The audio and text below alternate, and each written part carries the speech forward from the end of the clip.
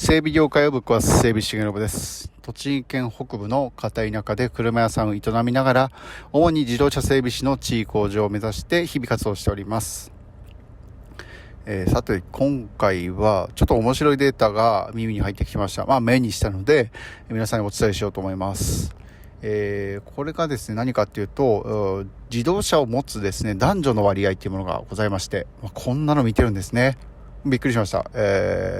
昔からよく考えれば、男性の方が車を持つ割合っていうのは非常に多いと思うんですよ。っていうか多いんですよ。どれぐらいだったのかなっていうと、だいたい30年ぐらいから考えると、男性8割、女性2割ぐらいの割合で自動車保有率っていうのがあったんですよね。でそれがですね、今昨今、この2021年、去年のデータかな、でも2020年のデータを見るとですね、なんとですね、だいたい6対4ぐらいまで、数値が変わってきてですね、男性6割、女性4割と。で、栃木県、これ各都道府県のデータもあるんですけども、栃木県に至ってはですね、およそ半々ですね、本当に50-50ぐらいまで、男女差がなくですね、自動車割合っていうのが変わってきてるんですよね。これ面白いデータですよね。これ何がこれで起きて、何が起こったからこういう風になったのかっていうと、ちょっと考察したいと思うんですけども、多分ですね、これ完全に男性と女性の格差っていうのがなくなってきたということを表しているんじゃないかなと思います。当たり前ですよね。なんか昔から言ってたんですけども、男尊女卑みたいな、風潮が悪いから、平等にしていきましょうねって言った結果こういう風になってると。これも当然なんですけども、女性の方っていうのは基本的に結婚して、出産とか子育てとかっていう風に続いてしまうとですね、もちろんですけど、女性自身で働くってことがないので、生活費を稼ぐので精一杯っていう場合もありますし、もちろんですけど、自分で好きな車を買えたりとかっていうのできないじゃないですか。できにくいじゃないですか。って言った時に、やっぱりそういうのって男性の意見が反映されやすいので、どうしても男性の名義になりやすいと。ファミリーカーイコール男性の名義で1台持ってるとか、2台持ってるとか、なんかそういう感じになってくると思うんですけども、それがいよいよ、女性も力をつけてきたぞと。ようやく男性と女性の差がなくなってですね、なんか社会的にはすごいいい感じにとらわれやすいと思うんですが、僕はですね、これに対して何か思うところがあるとすれば、多分このままいくと男性の割合がもっと減ってくるんじゃないのかなと思うんですよ。これ何かっていうと、女性が働きやすい、環境ができてきたプラス、あとこのコロナによって、テレワークなど非接触型の職場ですよね。テレワークが盛んになってきたところですね、女性の妊娠中の活動できないという時間帯プラス子育て中の隙間時間とかっていうのが仕事ができる時間に割り当てられてくるようになってるんですよ。そうなるとですね、男性が、働く以上に女性の方が能力が高いっていうねことも結構多々にしてあるので、女性の方が短い時間で働いて男性より稼いでしまうっていうことがこれからどんどん、出てくるんじゃないかなと思っております。そのため本当に男性の割合っていうのが減って、女性の希望意見がね通りやすいから、そういう風になってくるのかなと思ってきたところなんですよね。不思議ですよね。昔そうやって多分政府側が言っていたのか、一般の大企業たちが言っていたのか、やっぱり男性と女性のですね差をなくすってことは結構課題としているところも多かったので、こういう流れは非常にいい方向に動いてるんじゃないのかなと、個人的には思っております。でもこれ何か弊害があるのかなと考えたんですけども、弊害っていう弊害も多分なさそうですよね。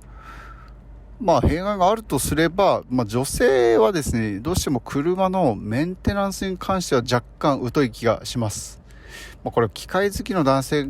がね、機械好きな男性がそういうのを細かく見るっていうのもそうなんですけど、もちろんそういうのに疎い男性もいらっしゃいますが、基本的に女性の方が結構疎い、機械物には疎い。もうガソリンだけ入れてれば走るみたいな感じだと非常に壊れやすい。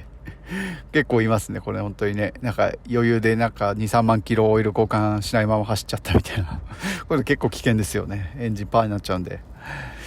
っていうこともまあまあ起こり得るんではないのかなと思うんですが、ただこれも、30年かけてそういうふうに推移してきたものでね、でやっぱり高度経済成長期に当てはまっていたところもあるので、それぐらいですね、推移の差がそんなになかった、大きかったのかなと思うんですが、これからを考えてみるとですね、これから進んでいく自動車社会の中で考えるとすれば、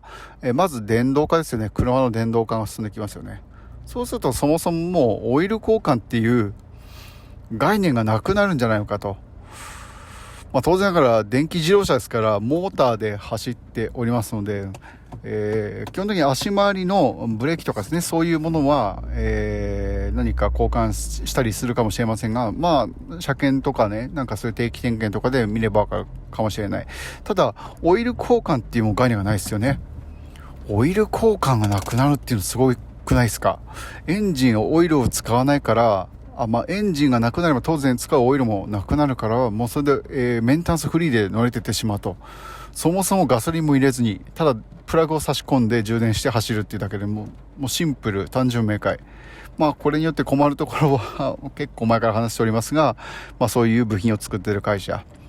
自動車メーカーしっかり自動車メーカーの下請けの会社たちも、大変な痛手を負うんではないかなっていう未来は見えております。そういうこともございましてね、女性が多分どんどん増えてきて、車もそういう風に電動化されていく中でですね、まずメンテナンスフリーに近づいてくるから、そもそも故障も減ってくるというと、より女性の、保有率が高くなっていくんじゃないかなと思っております。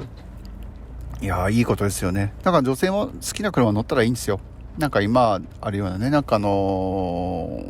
構スポーツカー乗ってる方もいらっしゃいますし、ランクルとかああいう大きいね、なんか SUV っていうかバンタイプの車乗ってる方もいらっしゃいますし、なんか多種多様な感じで僕はすごいいいと思っております。なんか女性だからとかね、なんかそういうのも古いですよね。なんか時代背景に錯誤しているような考え方にずっとしがみついているとですね、どうしてもなんか女性の目線っていうのを忘れてしまいがちなので、じゃなくてですね、今までは男性に受けるような車作りとかですね、なんか、商品っていうのがプレゼンされていましたが、これからはですね、女性目線になって考えていった方が多分ゆくゆくはなんか大きなね価値になっていくんじゃないかなと思っております。なんで私がこれから営業する、何か物を売ったりとかっていう風に考える場合はですね、基本的に多分女性目線で考えていった方がいろいろ動かしやすいんではないのかなと思っております。デザインとかね、そういうものが関わってくるものであれば、さすがに女性一択でね、なんかゴリッゴリのピンクとかなんかそう僕これ勝手なイメージですけども、なんかお花柄とかなんかわかんないですけど、そういう風に完全に女性シフトしていくとなるとですね、やっぱり若干それを嫌う方も当然いらっしゃると思いますので、ね、なんか中性的なっていうか、そういった感じで、商品作りも進めていくとですね、いいんじゃないのかなと思います。これからなんか苦しい自動車社会において一つの価値を見出せるんじゃないかなと思っておりますので、皆さん頑張っていきましょう。自動車整備士をやっている方はですね、本当に口うるさく何回も言っておりますが、ただやっぱり使われているだけっていうのは本当に自分の首を絞めていくことに変わらないんですよね。なのでやっぱり自分がこれからその会社でしか活かせないっていう知識や技術っていうものを外でも使えるものをですね探して日々蓄えていくと、いつかそれが自分のですね、会社でもらう給料以外の給料を生み出すことになるかもしれませんので、ぜひ一つね考えて行動してみていただけると嬉しいです。